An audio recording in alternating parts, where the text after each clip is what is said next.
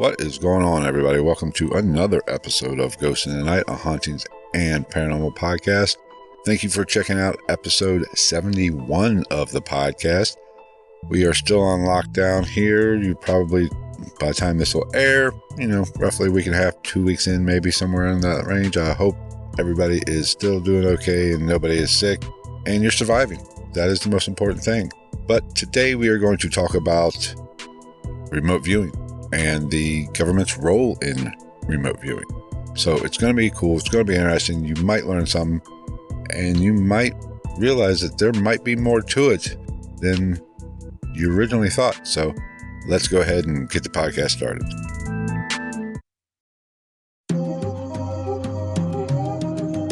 Ghost in the Night with Phil Sams.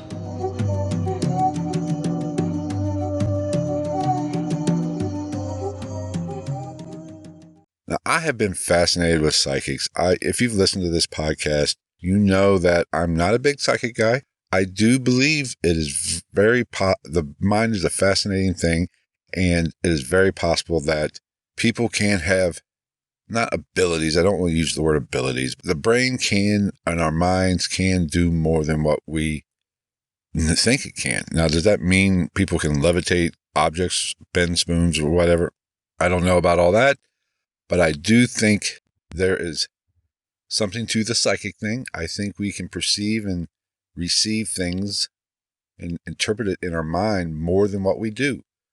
I've seen it, but I think everybody has some sort of, psychic ability to where, not that we can pick the lottery numbers or anything, but we are much better at interpreting our environment, interpreting the energies of our surrounding world than we give ourselves credit. Whether that skepticism has actually caused us to forget some of it and not really move into that realm or think it's hocus pocus, I don't know. But I do believe we are capable of much more than what we do today, psychically and mentally. It doesn't mean we're going to win the lottery. It just means we can see a little bit more than what we see right now. We can perceive more. I mean, we've all heard of the concept of your gut feeling, go with your gut. Maybe that is what our psychic ability is, intuition. I know I've done it. I'm sure you probably have had some kind of experience, whether it be driving or some kind of scenario where you just felt like you shouldn't do it and you don't do it and something happened or there was some kind of situation that you avoided. That was your intuition, and that was possibly some kind of psychic awareness of your environment, of your surroundings. So the skeptic is going to say, oh, it's just coincidence. Now, I'm not a big believer in coincidence. I believe everything happens for a reason, and I don't think everything is a coincidence. But it's up for debate. It's up for least discussion. I think we should least discuss it and leave an open mind to understand that there's much more to this world than what we understand. Science does not have it all figured out. We are learning new things all the time about science, and things we thought 50 years ago were impossible are possible today. And that is because of scientific breakthrough, better understanding of our environment, better understanding of the universe, better understanding of the way things work. So we need to keep an open mind that there might be something to this. Now, the government has had psychic programs, remote viewing, all branches of the government. They have put a lot of money, time into remote viewing. The CIA, DIA, the Army Intelligence, NSA, even NASA has all had some sort of part or some sort of role in the remote viewing programs. So what is the third eye? And I think this all comes from the third eye. Basically, your third eye in your mind is the mind's eye, which provides perception beyond our ordinary sight. I'm not saying necessarily see what's going to happen tomorrow, but we can perceive things. We have intuition. But people are so skeptical. People don't want to believe in things that could be what we think are supernatural, which might not actually be supernatural at all. It just seems supernatural because we don't understand the process. We don't understand what is going on in the environment, what is going on in our own mind or our own bodies that causes these things. People fear the unknown. They want life to be simple, be comfortable. This is one reason why they dismiss the supernatural or mystical type events. They can't comprehend or can't control those things. And if you can't control something, you are leery. You don't know what the outcome is if you can't control it. That's why I'm not scared of flying, but I don't like to fly per se because I'm not in control. I'm putting my life in somebody else's hands. I don't even like necessarily to drive in a car or be in a car where I'm not driving because I'm not in control. I like to be in control of my own destiny or my own life to a point. I know you can't control everything, but I like to have that feeling of, okay, if I screw up, it's my fault, not somebody else's. If I'm going to crash this plane, it's my fault, not somebody else who I don't know what they did last night. I don't know if they got drunk. I don't know if they're on drugs. I don't know if they're just jerking off in the bathroom. I don't know. So fear, or we don't like the unknown because we can't control it. And this is, like I said, a big reason why people don't put a lot of stock into the supernatural. Now, remote viewing is kind of like clairvoyance. It's the ability to get impressions from distant or unseen places, targets, locations, whatever word you want to use. But now it is viewed as definitely what the scientific world would call a pseudoscience. Some scientists think it's a bunch of BS, that there's no such thing as ESP or extrasensory perception. That's great. I don't even know. I think there's something to it, but there is something to the programs that have been laid out, that have been done, the experiments that have been done and have been supported by the U.S. government. And that's governments all around the world really had some sort of psychic type program. And one thing I know, yes, the government wastes a lot of money, but if the government's putting money into it, there might be something to it. Now, if they just throw a little bit of money at it for a year and nothing, okay, they stop it, it's done. But when they continue a program for years, up to 20 years or so, okay, they're not going to waste that much money and waste that much time. There is something to it. They have had some successes now. Whether or not they are telling us those successes, I seriously doubt. But if they're putting that much time into a program, then there probably is something to it. Now, remote viewing went mainstream in the 90s because it came out that the government, mainly the CIA and the Army Intelligence Corps, was actually doing remote viewing or had teams of basically remote viewers. It came out because of declassification of documents about the Stargate project. Now, the Stargate project was a $20 million research program started in the 70s and was sponsored by the U.S. government. Now, the CIA was hardcore behind this in the beginning. Now, eventually, down the road, that did change. Now, why it changed, we'll get into a little bit. But between the 70s and 90s, several branches of the government had some sort of remote viewing or psychic tech program. Like I said, CIA, NSA, Army Intelligence, and even NASA. What the hell would NASA need a remote viewing or psychic program for? I don't know. Why would an aeronautical company have some sort of role in remote viewing or some kind of psychic program? That's fascinating to me. I don't understand it, but nevertheless, they threw some money at it as well. Now, everything all started at SRI, the Stanford Research Institute. This actual remote viewing department was ran by Hal Puthoff, who is a physicist, a legitimate scientist, an actual physicist, put effort into this program. And later on, Russell Targ came into the picture and was one of the forefront people in the SRI program.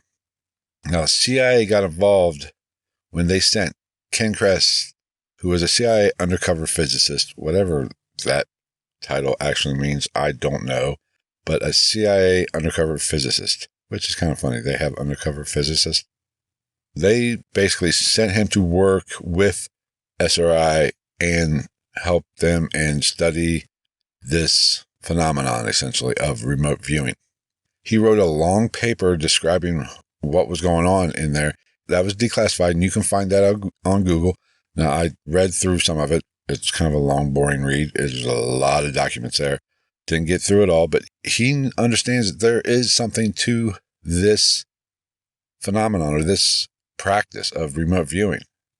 Now, SRI was at the forefront of remote viewing. They had several successful experiments, and not even all their experiments have come out. They had several remote viewers in their lineup, essentially. Pat Price, very popular remote viewer, wasn't around very long, and his story is kind of fascinating, but he was a former police chief who had some intuition type feelings when he was a police chief that led him to help solve some cases. So he had some remarkable abilities. He and SRI were brought in on the Patty Hearst case. Once he was in SRI and they were doing experiments with him and trying out his abilities. And once the government was all involved, the actual investigators of the Patty Hearst kidnapping case brought them in. And here's the really interesting part. He was the one who told them where to find the car that she was actually kidnapped in. He described where the car was at, what was across the street, water towers, and all that stuff. And one of the police officer who was in that meeting or whatever said, I know exactly where that is. So they went, and damn it, the car was there. Now, Pat Price was a big player in this, especially the CIA's role in the remote viewing world. It's kind of confusing what went on with Pat Price. It almost seems to me, or I might be mistaken on this, you might want to check me, but I think he actually left the program and actually went to work for the CIA per se. Now, what's really fascinating about him, he was very religious. He had a relationship with the church. So there was some thought that maybe he was a double agent for the church because the church was having IRS problems.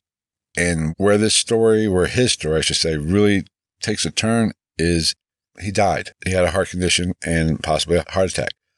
But there's maybe some evidence that his death was not completely natural. Maybe the CIA, I'm not saying the CIA committed an assassination. I'm not saying that at all. But there are some circumstances to his passing that don't quite add up. The Russians might have been involved. It's a really, really weird case. But he died on July 13th, 1975. So this was very early into the remote viewing process or the remote viewing program. Now, the godfather, essentially, of remote viewing and who really got the ball rolling who brought it to SRI and all that was Inigo Swan, who is a fascinating character. He was the person that actually taught Puthoff and Targ about remote viewing and the processes and really was beneficial to the program. He was not interested in the old, like Ghostbusters. You remember the Ghostbusters where Bill Murray was, they were trying to guess cards. He wasn't big on, guessing cards or seeing what was in the envelope. He really wanted to look into the world, look into other places, take his consciousness into other areas, whether it be the world and even other planets out in the solar system. And here's something interesting, which, I don't know a lot about this, but from some research I did, he actually remote viewed or was the first person through remote viewing to describe the rings of Jupiter. He did this before Voyager 1 actually reached Jupiter and documented the rings in 79. Now, there have been other players in the remote viewing game. people such as like Uri Geller, which I don't know a lot about Uri Geller, and I might do a little bit more research into him, but he was part of the program for a brief time, but they really questioned where his loyalty was because the CIA and the government was highly involved in the research at this point, and he might have been a little bit of a shady character, and he kind of has the perception or the aura around him that, more of the classic psychic, maybe a little bit of a fraud, maybe a little, is the trickster, the con artist type. I don't know a lot about Uri Geller. Like I said, I'll probably research a little bit more, but he might have been iffy, but apparently he had some ties to other governments with this kind of stuff. So I don't know. I'll probably do a little bit more research and maybe actually do an episode on him just himself, because he seems kind of fascinating at this point. Now, it didn't really take long for the government / CIA, whatever you want to, whichever one you want to say, but we'll go CIA for this purpose. It didn't take long for them to see the benefit of this being used as a spy tool. They really felt that this could actually, if this was possible, this would actually benefit them greatly, because the one thing with this theory essentially is they could get a look at a location or a target without putting boots on the ground, without having a flesh and blood person or spy there to actually put them in harm's way. They could get in, get out without being detected. So they were gung-ho when it comes to this project at first. And let's face it, the CIA has been, they've been involved in some shady shit in the past. MK Ultra, where they, basically tried to create a Manchurian candidate, essentially. It was a practice with LSD, or experiments with LSD and hallucinogens, mind-altering drugs that hopefully they could get somebody to do their bidding and they would have no recollection of it. And you can't forget about their interrogation experiments on college campuses, most notably at Harvard in the 60s. There's some say that they created the Unabomber, Ted Kaczynski, because he took part in those experiments, those trials, I guess you could say, where they tried to break you down and see how far they could go and what they needed to basically reboot the brain and get them to tell them whatever they wanted to. So they have been involved in some shady shit. You can't even debate that at this point.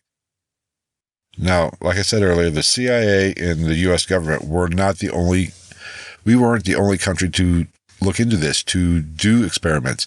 Other countries around the world did it, mainly Russia. Russia was involved in this kind of experimentation, this kind of research.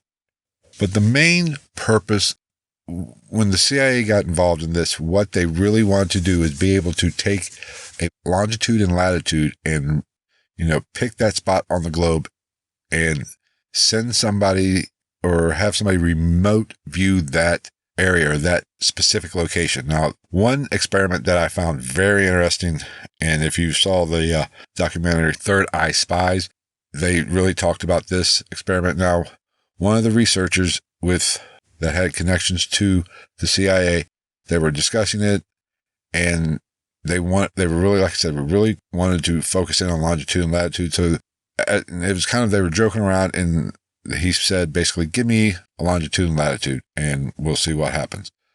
So they gave this guy, or somebody gave him a longitude and latitude, didn't tell him what it was. They took this longitude and latitude and had one of the remote viewers, I don't remember which one it actually was, actually remote view that area. I want to say it was Price, but I'm not quite sure if it was actually Price. It might have been Swan. I don't remember. Anyway, they remote viewed this location. The reports from this remote viewer basically said, underground system to where, 3, 4, 5, 6 floors below ground. And it went so far as to talk about filing cabinets. And this remote viewer gave names, had words where almost like he was reading the files, but he gave all this information in his remote viewing session and drew out a map of this location and everything. So the researcher took this back to the person who gave him longitude and latitude And the guy just started laughing, I guess, and said, I gave you the longitude and latitude of the cabin I just built in West Virginia. Well, to make a long story short, essentially, as they did more research and looked into it, it turns out just a couple hundred yards away over the ridge, there was a naval intelligence base. Their main focus was to actually intercept or spy on Russian spy satellites.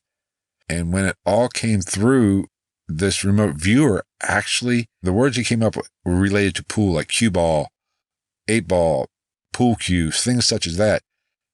Those are the words that he saw. Those are the words that he wrote down. And all of those words were actually in a filing cabinet in one of these underground bunker types things. And they're actually code names for top secret missions and programs. So this remote viewer nailed it when it came to it. It was just a few hundred yards away.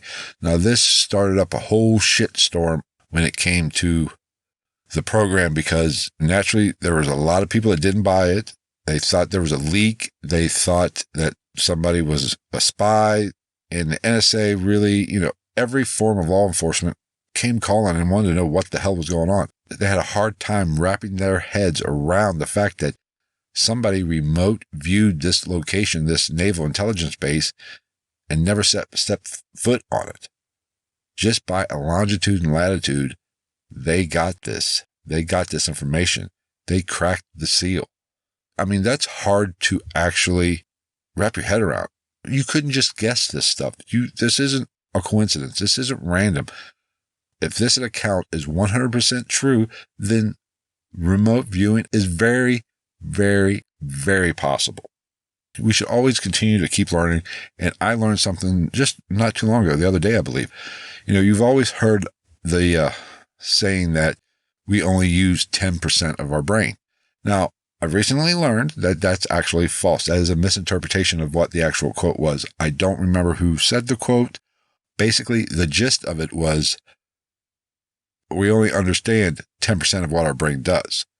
So it's a little false, but it's still 10% of what we don't know the full capabilities of our brain. We don't know what we can do, what our subconscious can't actually acquire. Maybe there is something to the remote viewing phenomenon. Can we actually take our consciousness and pick out a time or pick out a place on the planet, in the solar system, in the universe, and actually go there through our consciousness, through our minds? Now, a lot of people say this is science fiction, but we don't truly understand what's going on here and what our true capabilities are. Now, can all of us do this? That is the question. Is this just a select few people that have this ability, or do all of us have this ability, just some of us are not in tune with it? Some of these powers or these things our brains can do are just suppressed through culture, through our upbringing. That is one really interesting point. And Russell Targ even talks about this. He says, and he is a physicist, he has more knowledge about this than anybody probably in the world. He says every one of us has this ability to remote view. We can take our consciousness to another location, possibly even another time. Because some of his experiments that he did with some remote viewers, actually, they remote viewed something from the past. Now, if they can remote view in the past, could they possibly remote view in the future? That's an interesting question. But he firmly believes that we all have this ability. Everybody can do it. And he states this because there was a couple times, or one or two, however many times, it's irrelevant. A few times their remote viewer didn't show up. He stepped in and did it himself. It actually showed had some success doing this in remote viewing. And he was just a scientist. He had no special psychic type abilities whatsoever that he felt. So can we all possibly do this with the right mindset, with the right clearing of the mind, with the right focus? Can every one of us have the ability to take our consciousness somewhere else in the world? Now, a lot of people talk about astral projection? Is this kind of the same thing where we take our consciousness outside of our body and go into another realm? If that's possible, then it's very possible that our minds can go somewhere in this realm, any place we want to go. I don't know. I mean, I think it's fascinating. I think some of their cases are very compelling. I think they make a very good case, and they have had success. Now, naturally, as time went on, the government supposedly shut this down and stopped funding it and kind of turned its back on the remote viewing community and all their projects. They kind of downplayed it, and basically there seemed to be, from what I understand, from what I researched and from what I saw in the documentary, there was kind of more a religious surge in like the CIA and some of these higher up programs in the government, to where they thought this was the devil's work. This was Satanism. This is witchcraft. We shouldn't be doing this. So they kind of, the CIA dropped it and pushed away and didn't want to actually be associated with this anymore. Even though they were using it, they actually had successes. They located down planes, important targets. These are documented cases. They actually used it and had success for it. They gave medals and awards to some of these remote viewers.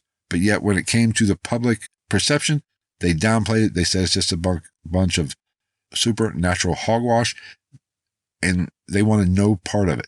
Especially the CIA. They really badmouthed the U.S. Army Intelligence Program, who had a lot of successes and really, really were tapped into this and really were focusing on this. According to all accounts, they say around the mid-90s, all programs ceased. The government no longer took part in any of these. But naturally, as we've seen here in recent times with UFO investigations, the government says they stopped, but they kept doing it and are still doing it. And there are those in the remote viewing or parapsychology field that still believe and have contacts that the government is still actively researching this, actively practicing this. So, like I said at the beginning of this podcast, if the government is devoting time and money into it, there's something to it, especially when you talk about this program was started in the early to mid 70s, and here we are in 2019, 2020. If they're still doing it just on the lowdown, there's definitely something to it. They are definitely having some success in actually getting people's consciousness to be able to go to other locations.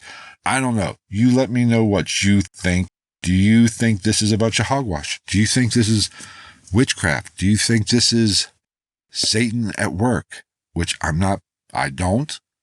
But if that's your opinion, let me know. Be sure to send me an email at gitnpodcast@gmail.com. That is really a great way to interact with me, or get me a message. I always check my emails. Or send me a direct message on Twitter. That is another awesome way to interact with me. And I will get back with you. My handle is @night_ghost. But I think there's definitely something to it. Like I said, let me know what you have to say. I hope everybody's having a safe quarantine situation here with everything that's going on with the coronavirus. Just keep your heads down. Try to limit your contact without exposing yourself. But if we just limit our contact and don't panic, we'll get through it.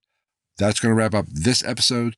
Be sure to, like I said, follow me on Twitter @night_ghost. We are on Facebook as well, Ghost in the Night. Be sure to subscribe to the YouTube channel, Ghost in the Night. We put videos of every episode that we do. Plus we do some extra clip episodes and some investigation videos. The investigations are going to be slim here with the quarantine. Something arose here at the home. I might do a little quick investigation here to kind of get another On the Hunt episode. I don't know. But don't forget, be on the lookout for that, possibly in the near future. I don't know how the consistency of the timing of these podcasts is going to be. I'm going to keep putting them out as much as I can. Hopefully, I'll even try to do a little bit more content for you, put out a few bonus episodes. But we are going to do our best. That way, you're not bored to death. I'm not bored to death. and we'll see what happens. We'll get through all this. But be sure to subscribe to the YouTube channel. That would greatly help me out. Be sure to share this with anybody that you know that loves the paranormal, is fascinated with the creepy, or are interested in remote viewing, psychic things, just anything supernatural. Be sure to share this podcast with them. Be sure to follow or subscribe to however you take in the podcast, whether it be iTunes, Stitcher, Spotify, TuneIn. Now, be sure to follow us, rate us, review us, all that stuff. But most importantly, reach out, say hi, let me know what you think. If you have an idea for a show, hit me up on Twitter or send me an email at gitmpodcast.com. Don't forget, we have a Facebook group with the Cincinnati Ghost Chasers. That is a great place to share your paranormal experiences, share your paranormal thoughts. And I also post these episodes there, or at least do, hey, heads up, hey, episode's coming out, or the episode is out.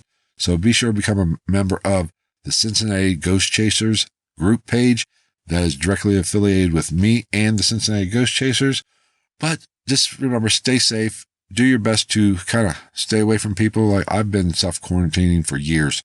I don't like being in large groups anymore. I hope you get through it. I hope this doesn't hurt your lifestyle. I hope you are still able to work, get that income for your family. And for those of you in the food service industry, you know, my prayers are with you. I know this is going to be a rough time for you because they've shut down the restaurants. I know they have here in Ohio and in a lot of states.